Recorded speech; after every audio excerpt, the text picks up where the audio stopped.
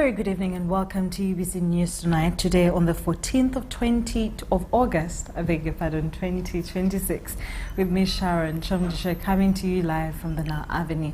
We start today with the Prime Minister of Uganda, Robert Nabanja, that has emphasized the importance of whips in strengthening the effective monitoring of government business in the management of Parliament. The Premier says the newly created regional and zonal whips will make members of Parliament more disciplined to make the NRM party more effective in Parliament.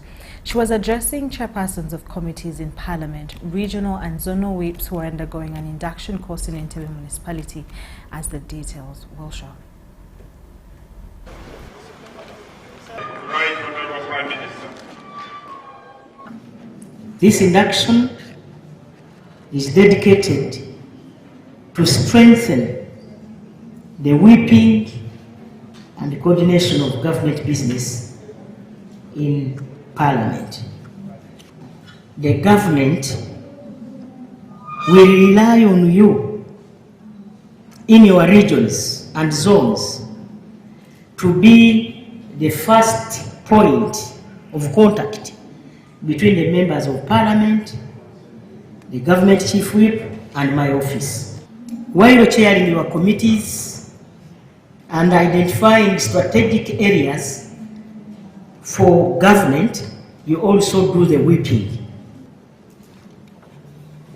The government, regional and zonal whips occupy a strategic position in the partnership between the executive and the legislature by building consensus, facilitating communication and strengthening cooperation among members of Parliament. And we need to treat the sittings of Parliament not as ordinary sittings. The House cannot transact business without quorum. The numerical strength the NRM has to be coordinated, because if you don't, people will not attend. The whips need to act as early warning systems. If there are issues in your constituency, instead of washing our dirty linen in public, we can act on them, uphold integrity.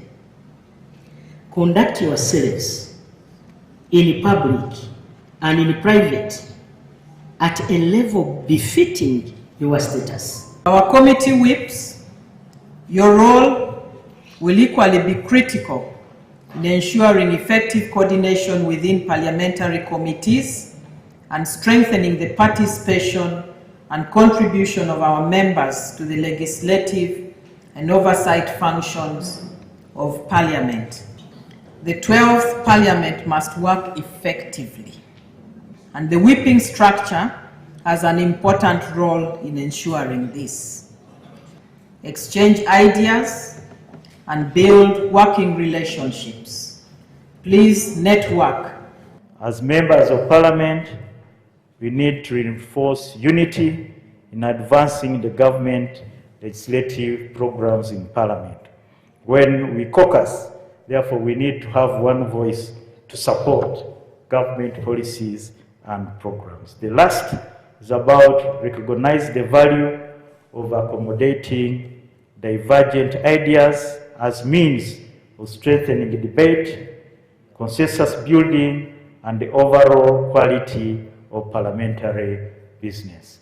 Whips, oye! Oye! The chairpersons of committees, oye! Oye! The first Deputy Prime Minister and Minister of East African Community Affairs, Honourable Rebecca Ritwala Kadaga, has urged the Council of Ministers of Defence and Security of the Eastern African Standby Force to remain firm and work for the common good of the region. Kadaga made the remarks while opening the 36th Ordinary Session of the Council of Ministers of Defence and Security for the Eastern Africa Standby Force, contributing countries held at Sheraton Hotel in Kampala.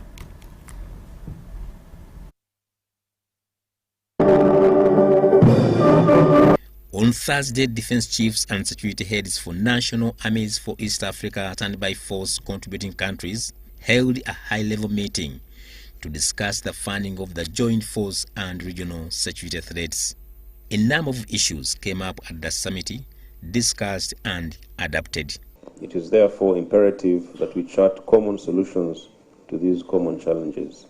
I urge all member states to continue supporting EASF to enable it to effectively fulfill its mandate and contribute to lasting peace and security in our region. The document was signed and forwarded to the Council of Ministers of Defense and Security for considerable approval. The stability of Somalia, the stability of Africa is our concern. And you all as Ugandans must be concerned when there is any kind of instability in any part of Africa. So what we are saying is that we shall continue with the operation in Somalia, and for how long? When peace is achieved, we do not go for missions on time. Today, the Council of Ministers of Defense and Security met to consider proposals from experts, defense chiefs and security. These realities reaffirm an enduring truth. No member state can effectively address today's security challenges in isolation. Our security is indivisible. Our prosperity is interconnected. Our future depends upon the strength of our regional institutions and the stability of our member states. Addressing the Council, the Minister of Defense and Veteran Affairs, who doubles as the chairperson of the Council of Ministers, Honorable Kyomugisha, stressed the importance of sustained support from member states to ensure ESF's long-term sustainability and operational readiness. We must remain vigilant to the changing nature of security threats. The Research and Development branch of ESF should be proactive and forward-looking. It should provide timely, evidence-based advice through stronger research, strategic analysis, and lesson learned mechanisms. The first Deputy Prime Minister and Minister for East Africa and Community Affairs, Honorable Rebecca Alitwala Kadaga, reaffirmed Uganda's commitment to regional peace and security. Kadaga also highlighted the importance of collective action in confronting shared challenges. Lasting peace is achieved when political leadership, effective institutions, capable security services, and resilient communities work together in pursuit of a common purpose. This is a vision that inspired the creation of East African peace and security architecture. It is a vision embodied by the Africa Standby Force. Over the years, the force has evolved in far more than a regional standby arrangement. The Council addressed key issues, including force readiness, resource mobilization, and force preparedness. Haruna Mtesasira, UBC News.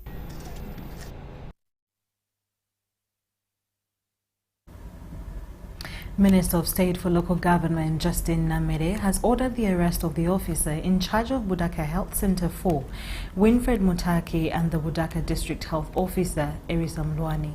The arrests follow allegations of extortion of patients, the sale of mama kits, and abuse of office. The directive was issued during an anti-corruption campaign in Budaka District. Minister of State for Local Government Justin Namere, accompanied by technical persons, visited Budaka Health Center 4 to verify the allegations. Namere engaged with patients at the facility, some of whom sought for her intervention, alleging that health workers were demanding money before providing government health services. The minister was shocked to learn that some patients were buying medicine outside the health center, despite government supplies being delivered to public health facilities. That they buy all the medicine, women pay for the scan, they must pay for the ambulance 200,000 just to get them to Mbale. We know that there is no fuel to Mbale that is 200,000. I think even a special hire cannot charge you 200,000 to Mbale, but there is a government ambulance charging 200,000, 100,000. With a large number of patients gathering at the facility to raise various concerns, the minister held a brief question and answer session with the in-charge to establish the facts on ground. At At the end of the session, Namere said she was satisfied that the officer in charge and the district health officer had a case to answer over the alleged corruption. And that bold step was arrests in that regard. We have also taken some statements from some of the health workers that the people were pointing out in terms of having picked money from them. Some of them were saying that they take 200,000 from them for the scan, in as much as they tell them that the scan is free. Those are exorbitant fees. And away from the medical field, of course, the schools, it is. Namere said the two officials would be investigated and, if found guilty, would face interdiction and possible prosecution in accordance with the law. And we're going to open a professionally and properly done investigation into this. And in case some of our government officials are found culpable, then they will face the law accordingly. They will have to go to court, they will have to face interdiction, and you know, take the punitive channel will have to be taken, because this is Chisanja, no politeness towards the corrupt. She hailed the vigilance that have helped government expose corruption in local governments across the country.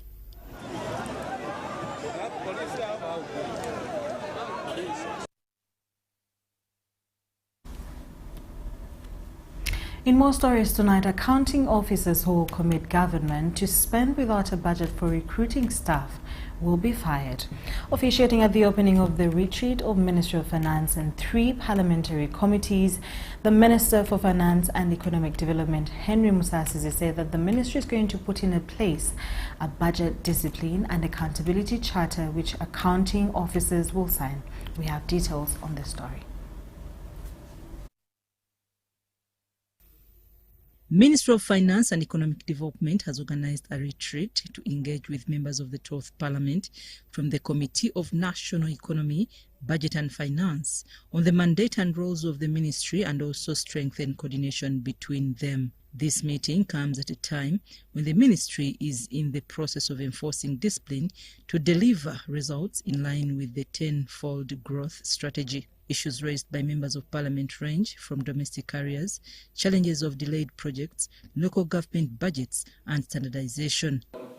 Amending the procurement law.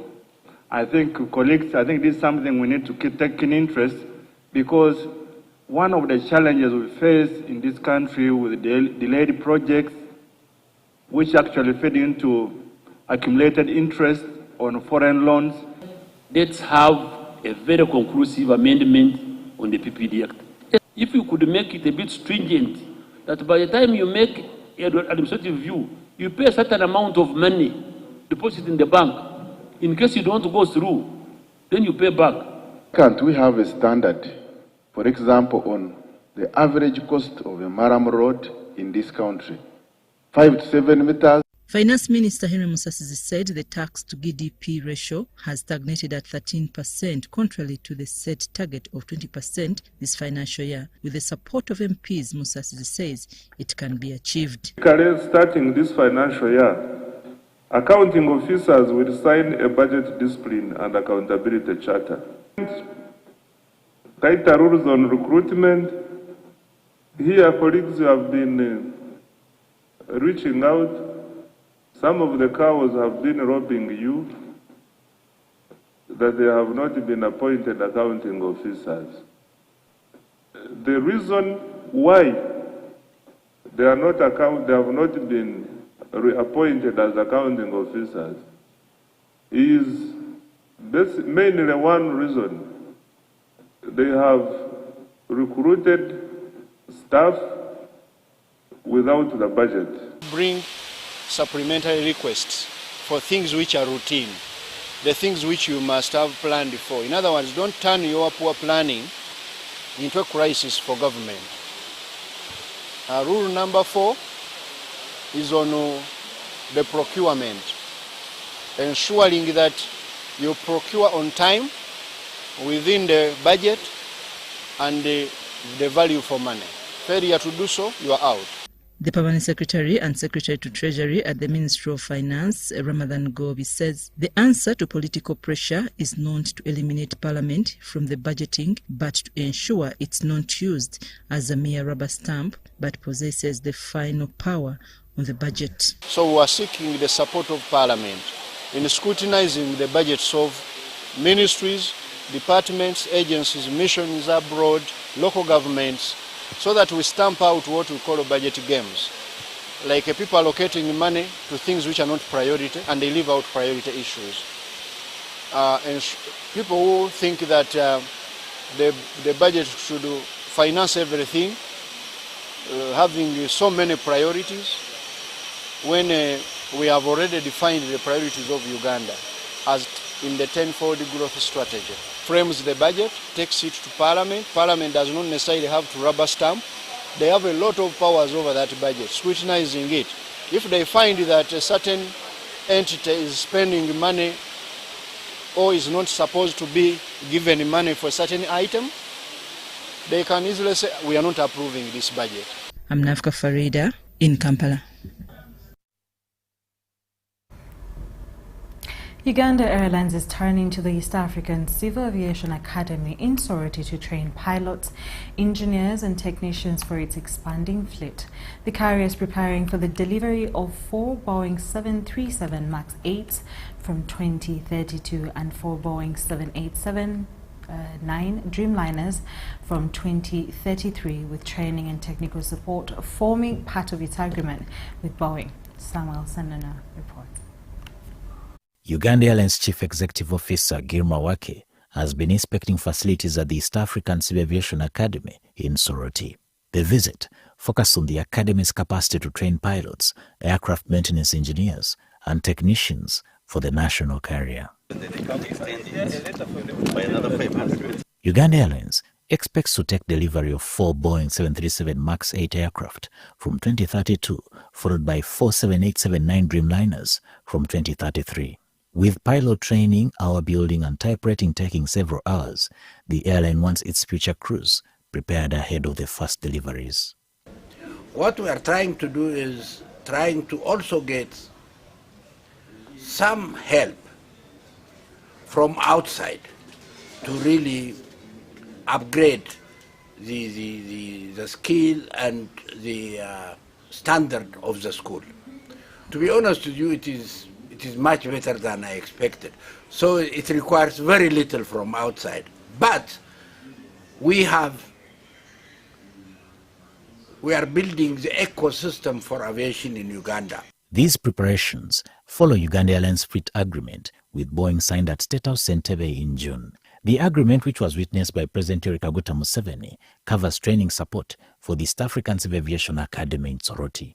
With this agreement with Boeing, we have created a system whereby we strengthen the Soroti training.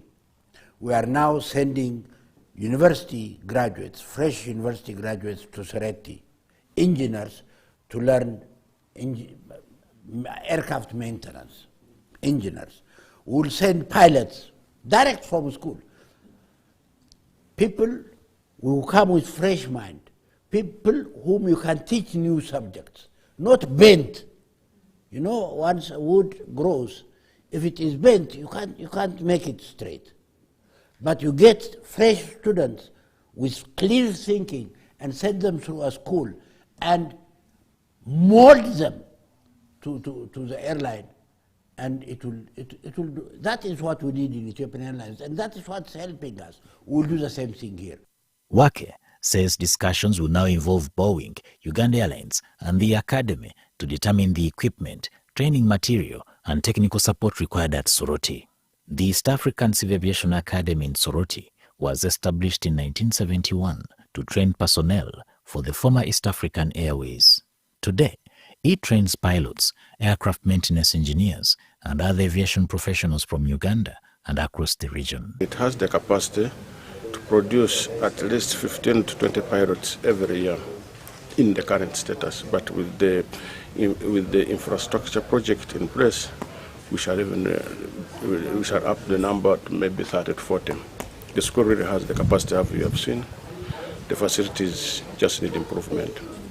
Government is meanwhile continuing negotiations over the future of the academy. Cabinet approved Uganda's takeover of the institution from the East African Community in 2019.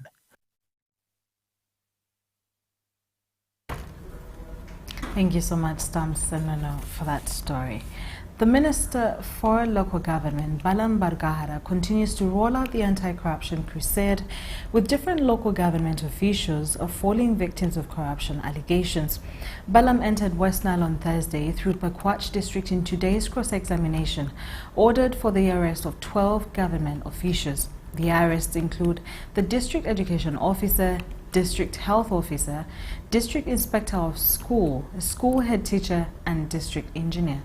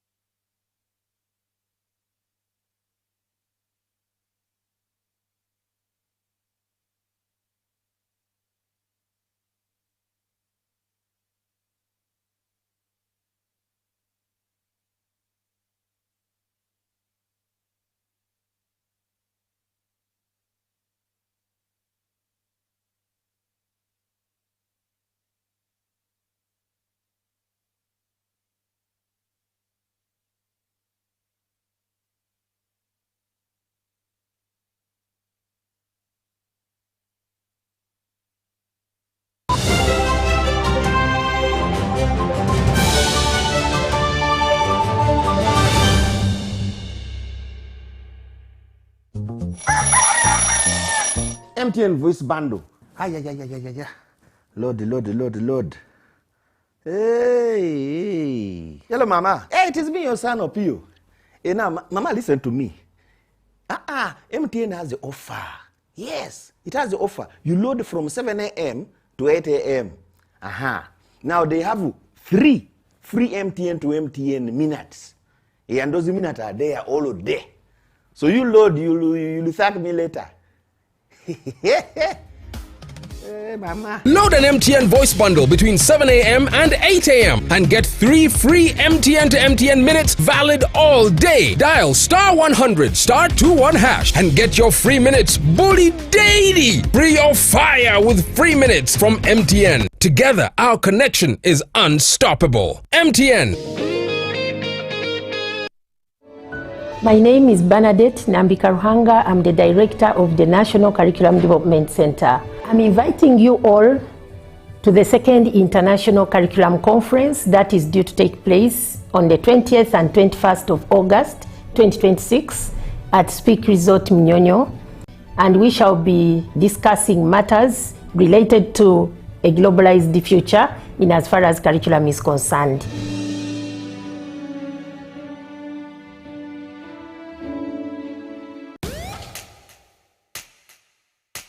We don't need anyone's permission to move forward. What we need is the power to do it our way.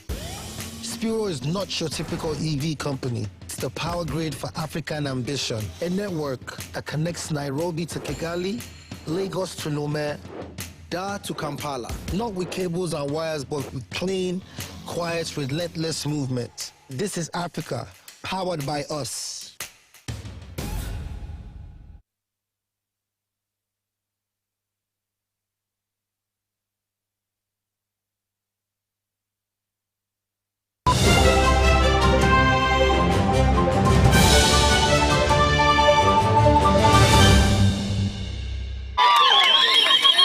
Just one step out of Harvest Nest Hotel in Arua City, Balam didn't have an idea about a waiting group of bodaboda operators. What is the problem? Although he tried to secure an immediate solution to these claims of uncleared areas by the NRM Secretariat, the matter was referred to next week. Mama, it's okay. The journey to Maracha district was again interrupted by Arua city communities who also demanded to book the local government minister's visit to their area.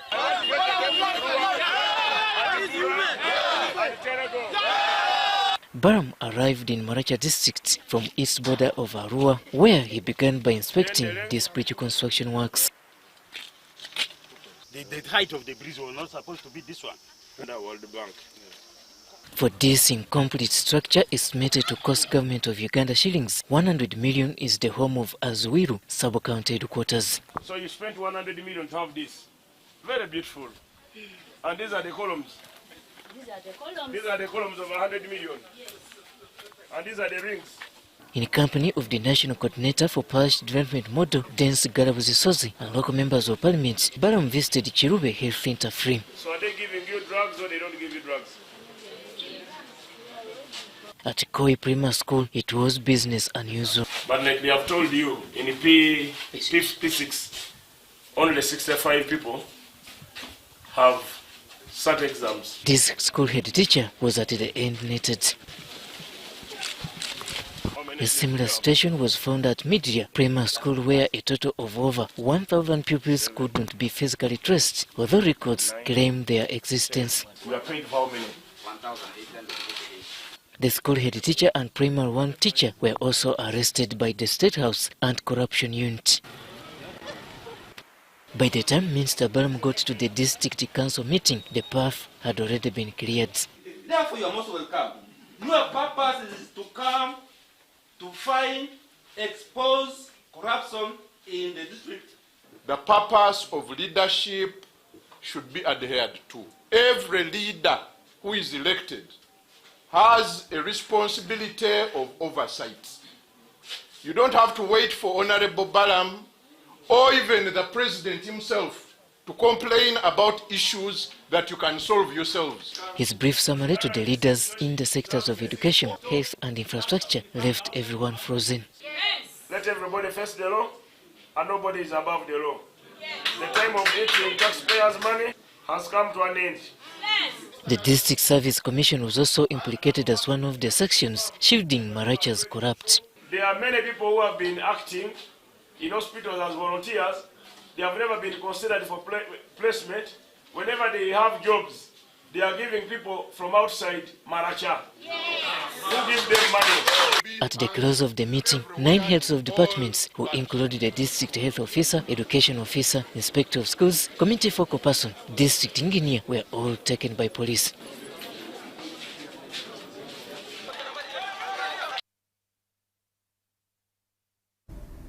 Thank you, Onyango Jackson. I beg your pardon, Onyango Robert, for that story.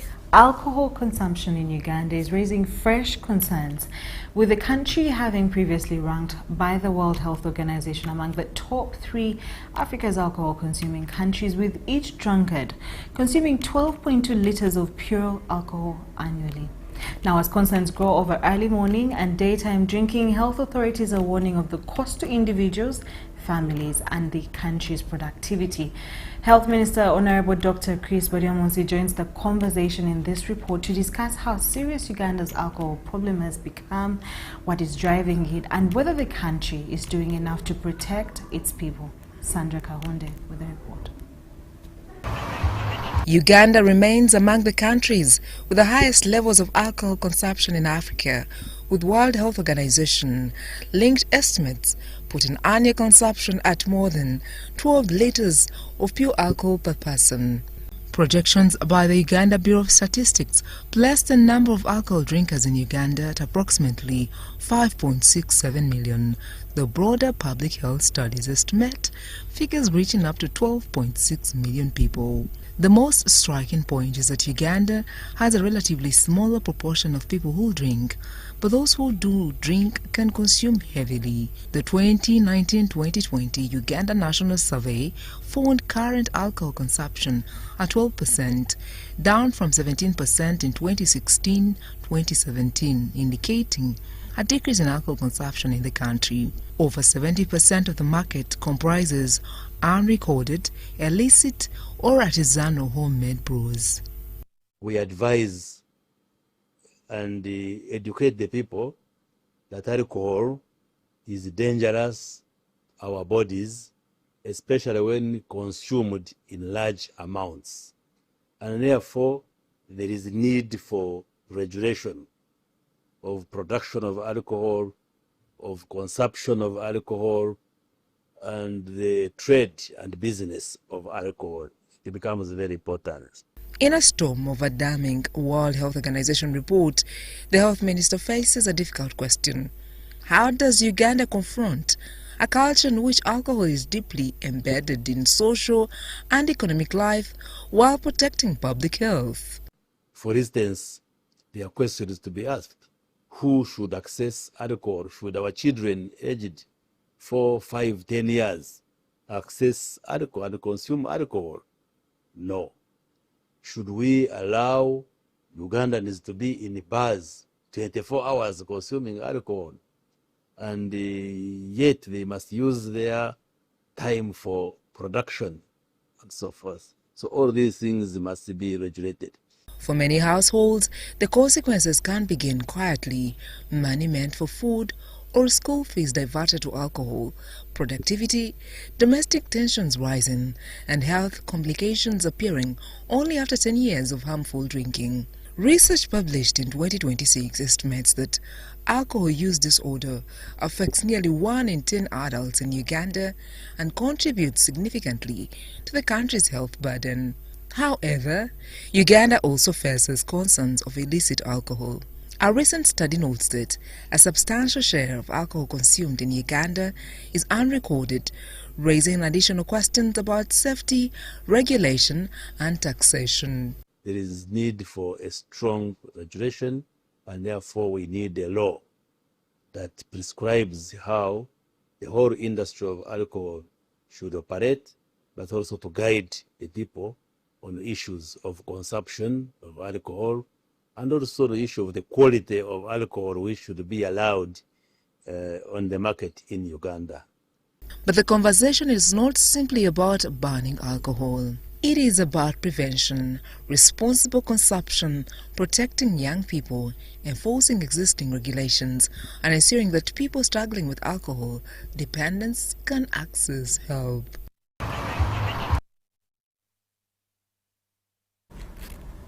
Kampala Capital City Authority, National Environment Management Authority and the Dawoodi Bohra community in Uganda have held a drive to Green Bukasa Machinde Division.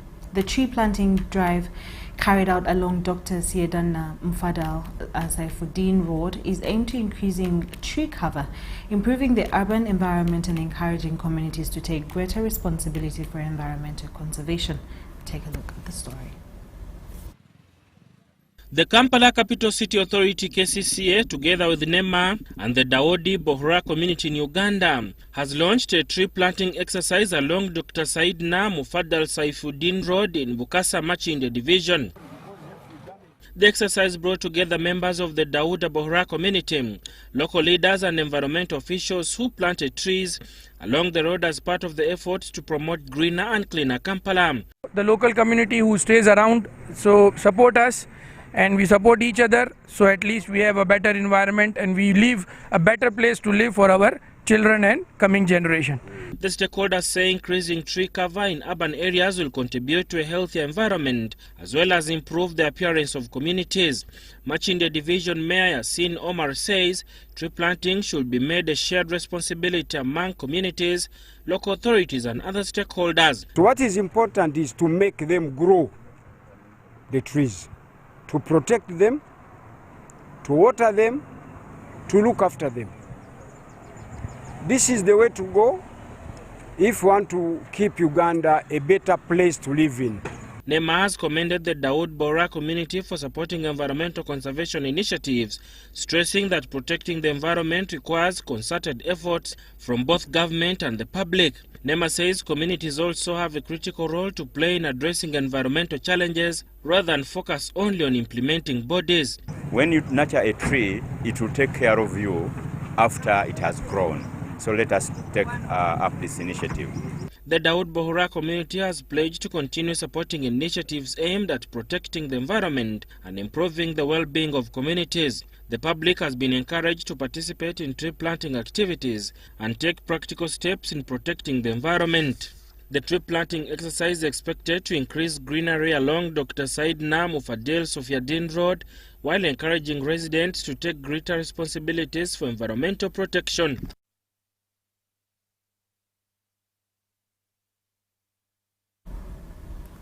On a lighter note, the Uganda People's Defence Force has disqualified several applicants in the ongoing recruitment exercise in the Teso sub-region. Now, some of the affected applicants were disqualified after they were found with forged academic documents, as we'll later see in the bulletin. But still, with the UPDF Air Force, it has retired 56 officers after completing their mandatory service.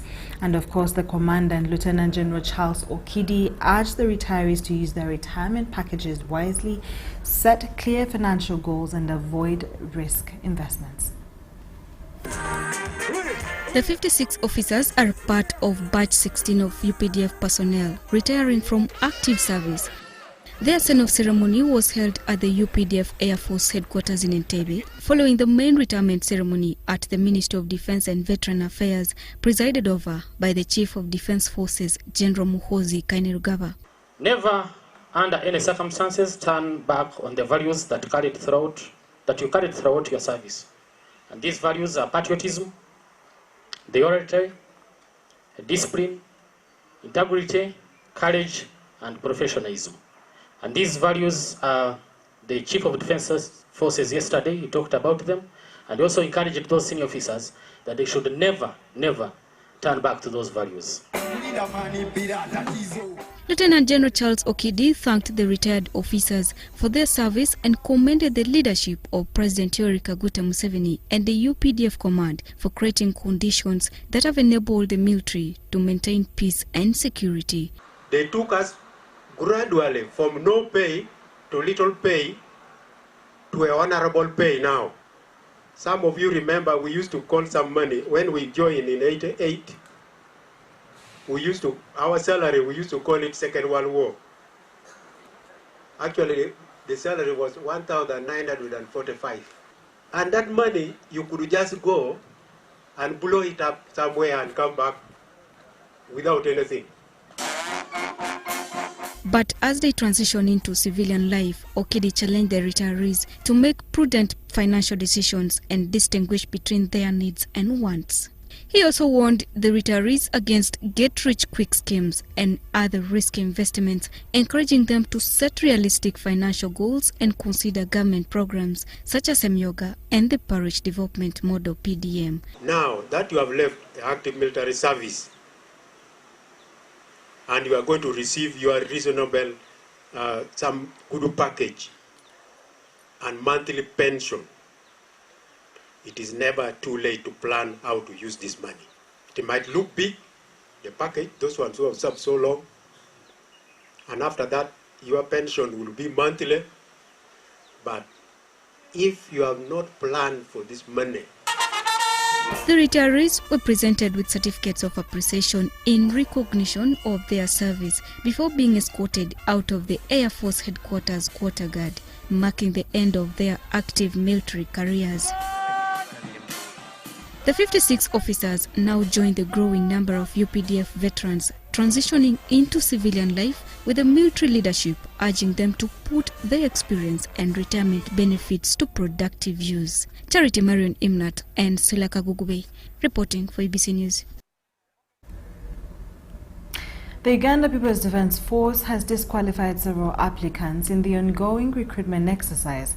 In the Teso sub-region, some of the affected applicants were disqualified after they were found with forged academic documents, while others had health issues. Hundreds of applicants turned up for the ongoing UPDF recruitment exercise in Soroti City, Katakwi, Amuria, Kapelebyong and Serere districts. The recruitment was tight. Candidates who failed to meet the requirements were disqualified.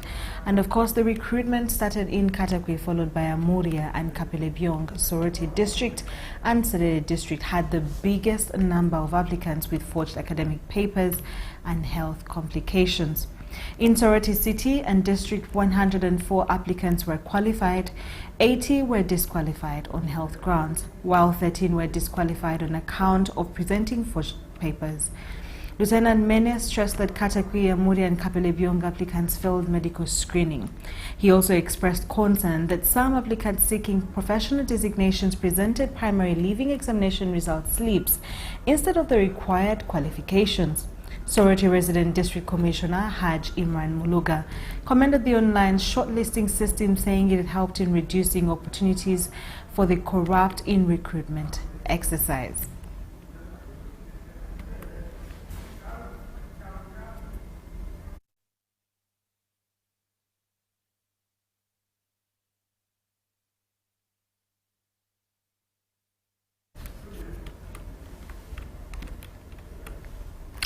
In more stories, members of parliament and politicians have been urged to lead an exemplary Christian life in their tenure of service, a pathway that will deliver desired results of national transformation.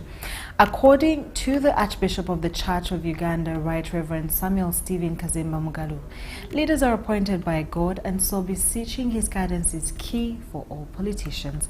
Archbishop Kazimba made the remarks as he presided over the inaugural and dedication service for the 12th Parliament. We have a detailed report.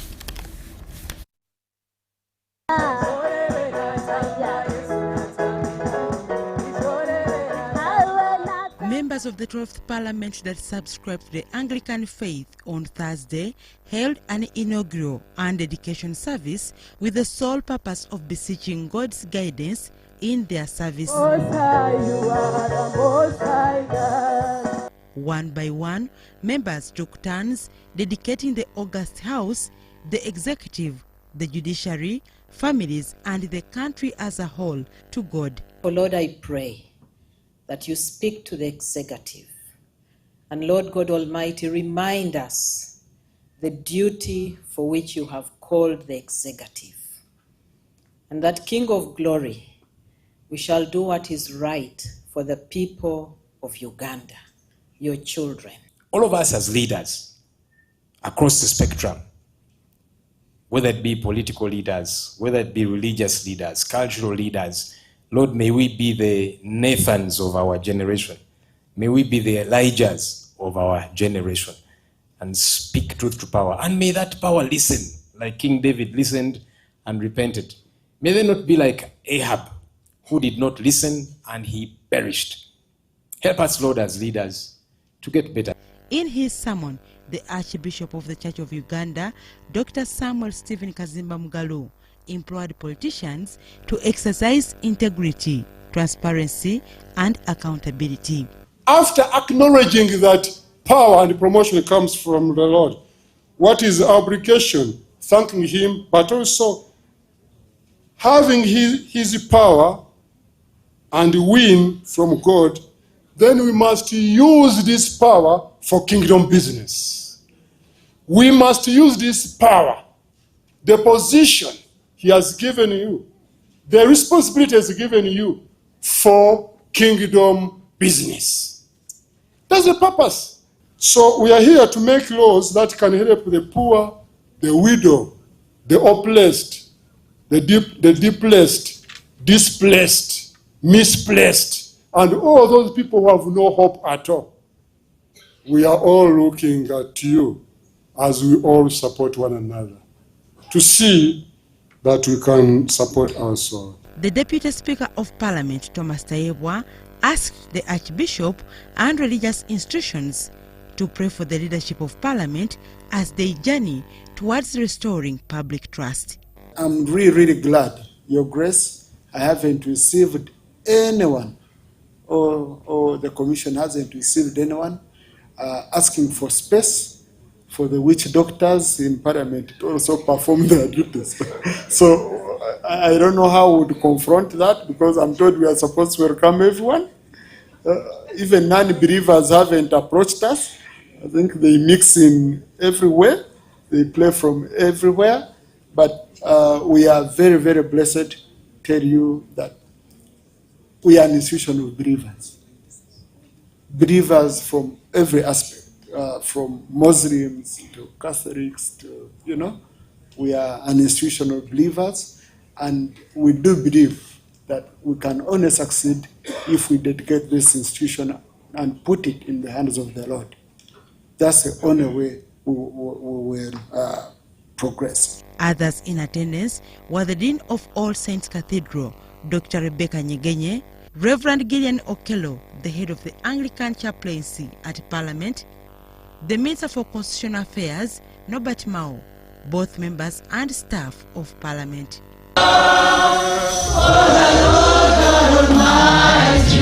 Dorcas Kimono, UBC News at Parliament. Thank you, Dorcas Kimono. Kampala Capital City Authority has procured 10 garbage trucks with government funding, while 9 private waste collection companies have also been contracted, bringing the total number of garbage trucks in Kampala to 116. KCC Executive Director Sharifa Wuzeki emphasized that the National Cleaning Day will adopt a bring-to-truck model where residents will be required to take sorted waste to designated collection points instead of dumping it on verandas at a given fee. Kampala generates an estimated 2,000 to 2,500 tons of garbage every day. To improve collection, KCCA has contracted 9 private waste collection companies, with each company allocated to one of Kampala's 9 constituencies. Altogether, we'll be able to have a collection capacity of 1,669.5 tons per day. When we add the capacity of KCCA from the common user spaces of 500 tons, we anticipate that we'll be able to collect a total of 2,169.5 tons of waste from Kampala on a daily. Ahead of the National Cleaning Day, government has also provided funds for the procurement of 10 additional garbage trucks for KCCA, bringing the total to 116, with a total capacity of over 2,600 tons. This means that each division at the end of the financial year will have 2 additional garbage trucks. Government has also provided funds for phase 1 of development of the waste management facility and material recovery facility at Buyala in this financial year running, financial year 2026-2027. KCC Executive Director Sharifa Wuzeki says the National Cleaning Day will operate under a bring-to-truck model where residents will be required to separate their waste into organic and inorganic. This will ensure that waste is loaded directly onto the trucks and not dumped on the ground. It is illegal to place waste along roads and verandas. On that day, routine waste collection charges will continue to apply for privately collected waste. Households in slum areas paying 1,000 shillings per 50 kilogram bag, while other domestic households and commercial premises will pay 3,000 shillings per 50 kilogram bag. Institutions such as schools, churches and hospitals will pay 40,000 shillings per loading. KCCA shall remain responsible for waste generated in government common user facilities like public markets, tax parks, health centers, schools, and other common user spaces, among other KCCA facilities. The standard Leaders in the different city divisions will identify and agree on collection points, while inspection checklists will be used to ensure households are not hoarding waste. Bicycles, boarders and other vehicles not licensed by KCCA are prohibited from collecting garbage. Cayenne Faith reporting for UBC.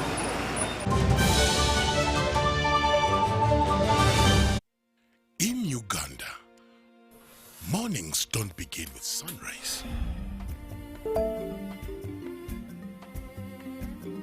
They begin with courage. One man, one factory that has refused to stay silent. With one spark of courage, a chain of prosperity begins.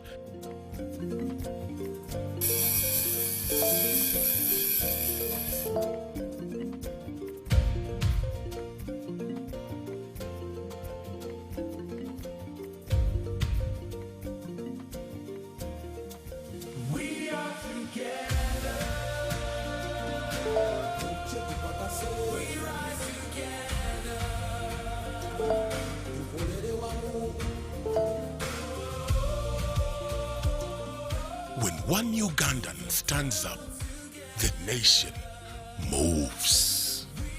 Pearl Bank. Grow. Prosper.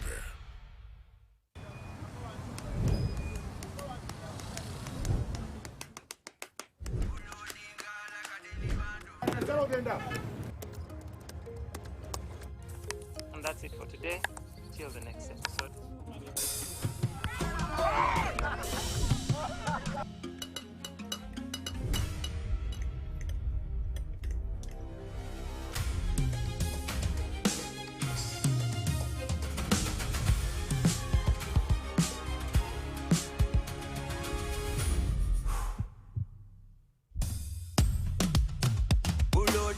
Like a daily bando, like a daily bando, like a daily bando. Omuliro nguwulira muli mu mutima kukankana like drums. Kalakata, kalakata, enendungu yakusabula. Mikono juu, free of fire, free of fire, free of fire.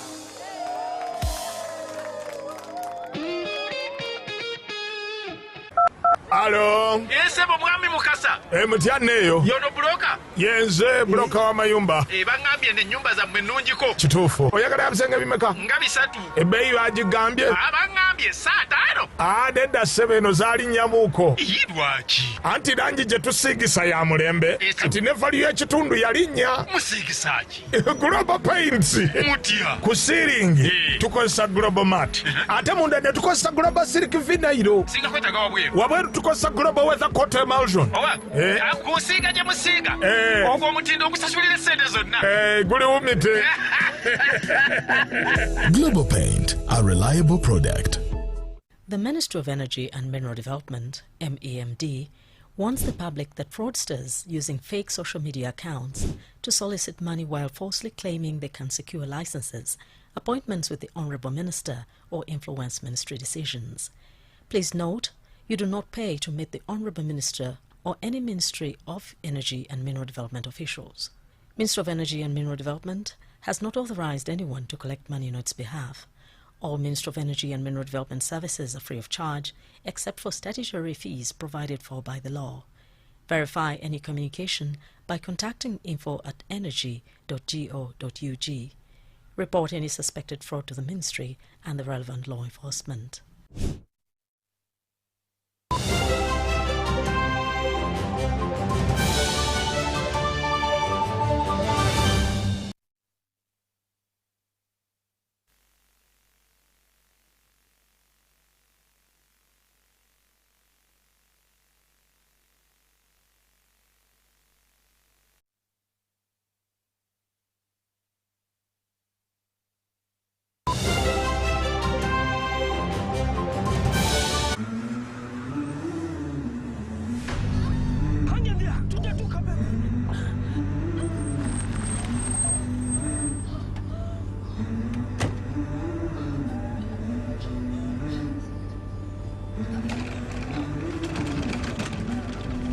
Every life begins in a moment like this.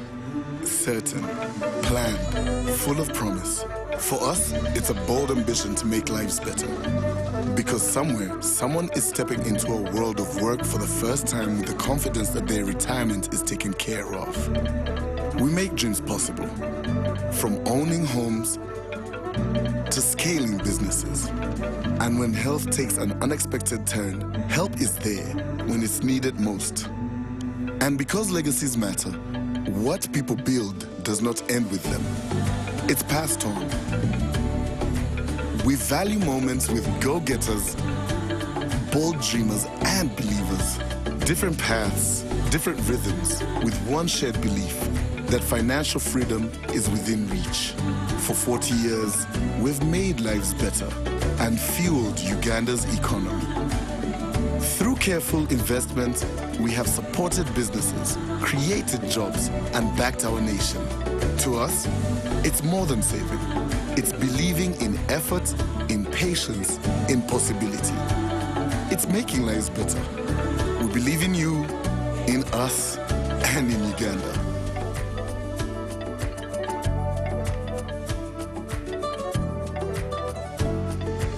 NSSF, 40 years of making lives better.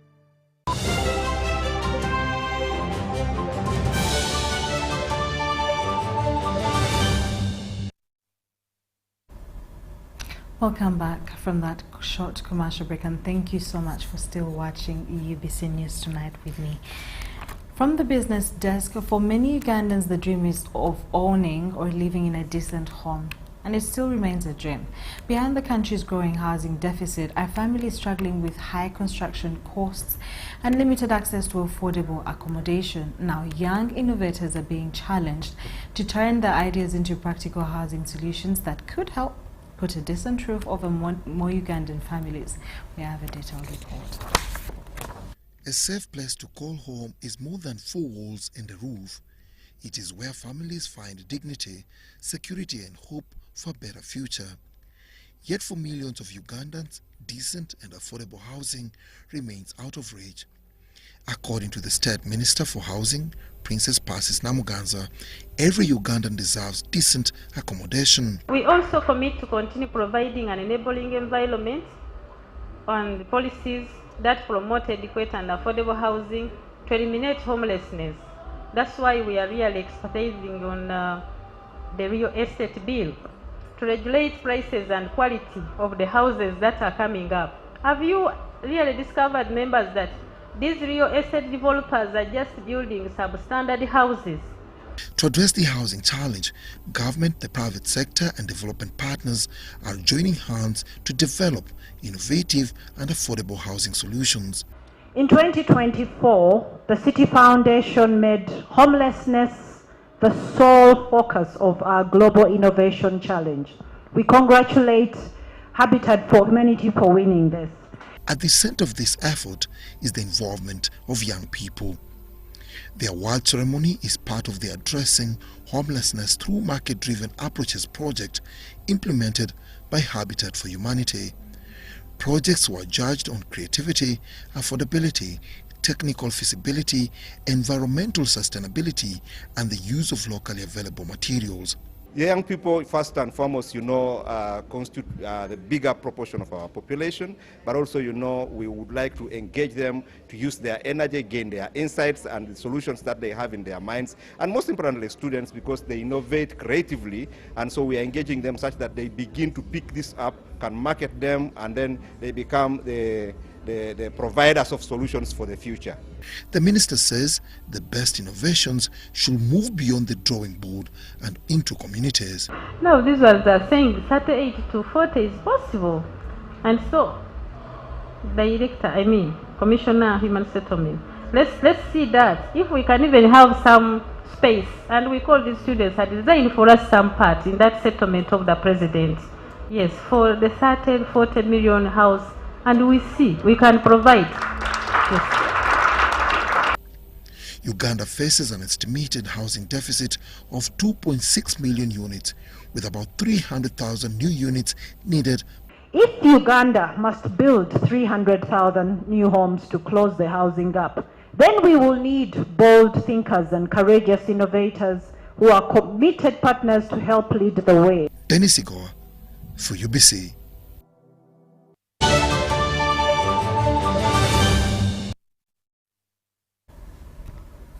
English football returns with its traditional curtain raiser this weekend as Premier League champions Arsenal face FA Cup winners Manchester City in the FA Community Shield.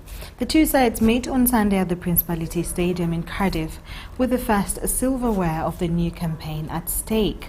Premier League champions Arsenal and FA Cup holders Manchester City will renew their rivalry this weekend in the 2026 FA Community Shield. The match kicks off at 3 p.m. UK time, 5 p.m. in Uganda at Cardiff's Principality Stadium.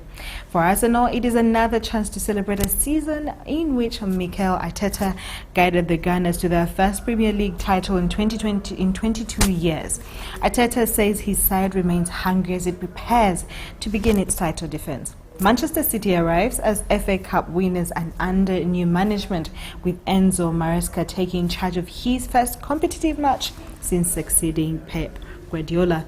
City completed their pre-season program with a 3-1 victory over Atletico Madrid, with Omar Marmoush scoring twice.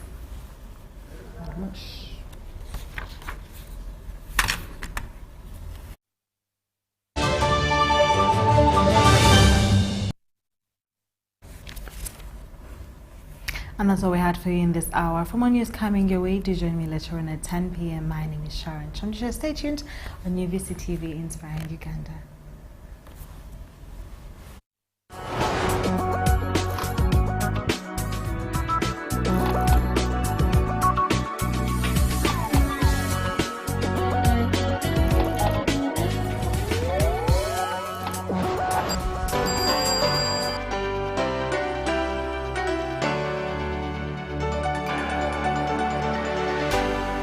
UBC, Inspiring Uganda.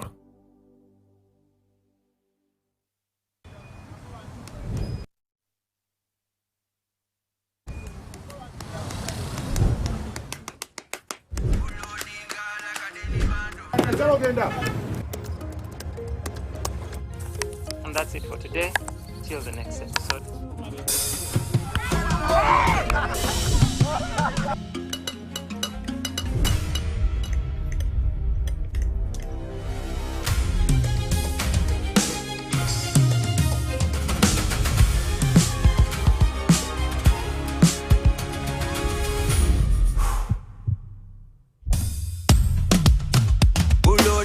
Like a daily bando, like a daily bando, like a daily bando. Omuliro nguwulira muli mu mutima kukankana like drums. Kalakata, kalakata, enendungu yakusabula. Mikono juu, free of fire, free of fire, free of fire.